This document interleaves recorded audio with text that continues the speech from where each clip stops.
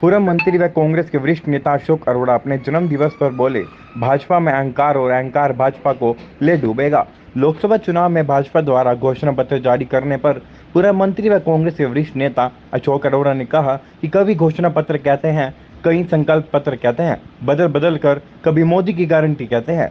Guarantee केवल कांग्रेस की हम रोजगार देंगे। आज तक कोई चीज पूरी की हो तो बताएं भाजपा। आज देश के युवा इजराइल जाने पर मजबूर हो रहे हैं और उन्हें अपने सीने पर गोली खानी पड़ रही है, जबकि केंद्र सरकार एडवाइजरी जारी कर रही है कि कोई भी इजराइल ना जाए। युवाओं को वहां भेजा जा रहा है जहां पर युद्ध छिड़ा हुआ है। सरकार का युवाओं पर तरस खाकर उनको रोजगार देना चाहिए, न कि उन्हें मौत के मुंह में धकेलना चाहिए। भाजपा अहंकार में डूबी हुई है। लोकसभा चुनाव में भाजपा को अहंकार ले डूबेगा। हरियाणा प्रदेश में अभी तक कांग्रेस द्वारा लोकसभा कैंडिडेट की घोषणा नहीं की गई है। इस मुद्दे पर बोलते हुए पूर्व मंत्री अशोक अरोड़ा ने कहा कि प्रोसेसिंग चल रही है। ऐसी संभावना है कि रामनवमी तक लिस्ट जारी हो सकती है। आज सैकड़ों की संख्या में युवाओं ने भाजपा का दामन छोड़कर कांग्रेस का दामन थामा है।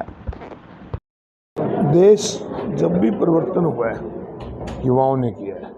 देश की आज़ादी में भगत सिंह जैसे, सुखदेव जैसे, राजगुरु जैसे जवानों ने हंसते हंसते फांसी के फंदे चूमे। शहीद आजम उधम सिंह, चंद्रशेखर ने हंसते हंसते गोलियां खाई, जब जाके देश आज़ाद हुआ। आज देश की आज़ादी के बाद एक ऐसा समय आया कि जो आज देश की सरकार है, जो हमें संविधान में अधिकार मिले, बाबा साहब ने जो हमें सब को बराबरी का अधिकार दिया, कि आज ये सरकार इस लोकतंत्र को कमज़ोर करने पे लगी हुई है।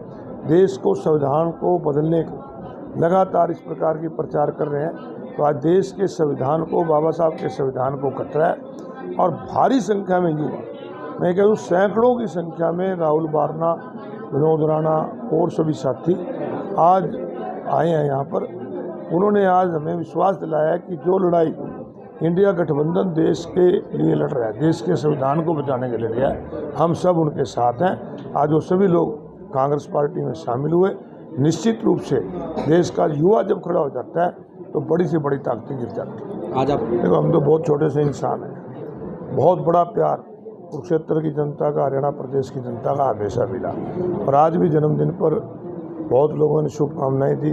तो मेरी तो प्रभु से इतनी प्रार्थना है, आज अष्टमी का दिन है, माता रानी से प्रार्थना करता हूँ कि मुझे इतनी ताकत दे कि जिस उम्मीद के साथ आज प्रदेश और हमारे शहर की जनता, इलाके की जनता हम मेरे से जो उम्मीद रखती है, मुझे भगवान इतनी ताकत दे कि मैं उनकी उम्मीदों पर खरा उतरूं। घोषणा पत्र लागू हुआ है, ये बदल बदल के कभी संकल्प पत्र कहते हैं, कभी घोषणा पत्र कहते हैं, कभी मोदी की गारंटी कहते हैं। वो किसकी गारंटी थी जब मोदी जी ने पहली रैली में कहा था कि 1 रैंक 1 पेंशन दूंगा, वो पूरी हो गई।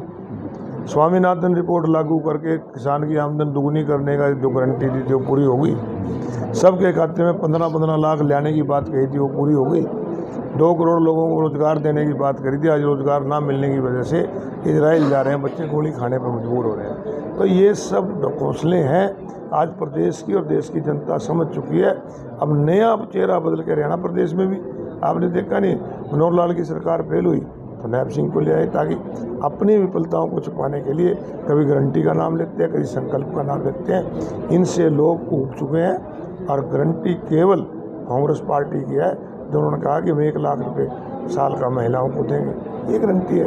हम रोजगार 30 लाख लोगों को साल में देंगे, हमने पहले भी दिए, आगे कहीं ना कहीं लग नहीं रहा है कि ये सरकार इजराइल और दूसरी ऐसी कंट्रियों में जहां आज युद्ध छिड़ा हुआ है, वहाँ बच्चों को भेज दें। और बच्चे इसलिए जा रहे हैं कि यहाँ भूख से मरने की बजाय वहाँ गोली से मर जाएंगे। बच गए तो शायद भूखा न रहना पड़ेगा। परंतु सरकार को अपने देश के युवाओं पर तरस खाकर इनको रोजगार देना चाहिए, जो उसकी जिम्मेवारी बनती है, ना कि मौत के मुंह में रोकना चाहिए। आज सवाल ये कह रहे हैं, ये एक घमंड है, ये अहंकार है। और इससे बड़ा अहंकार क्या होगा कि वोट मांगी नहीं, कैंडिडेट डिक्लेयर करे नहीं, अब की बार 400 पार। अरे पहले लोगों से वोट तो मांगो। ये तो अहंकार से भरे लोग हैं, और अहंकार कभी किसी का नहीं रहा है, ना इनका रहेगा। कांग्रेस की रामनवमी तक आ सकती है लिस्ट, जो बाकी 9 कैंडिडेट्स आपके लोग। देखिए, कैंडिडेट जहाँ तक है उसका प्रोसेस शुरू है, सभी से बातचीत चल रही है। स्क्रीनिंग कमेटी की मीटिंग कई बार हो चुकी है। ऐसी संभावना रामनवमी तक आ सकती है, उम्मीद की जा सकती है।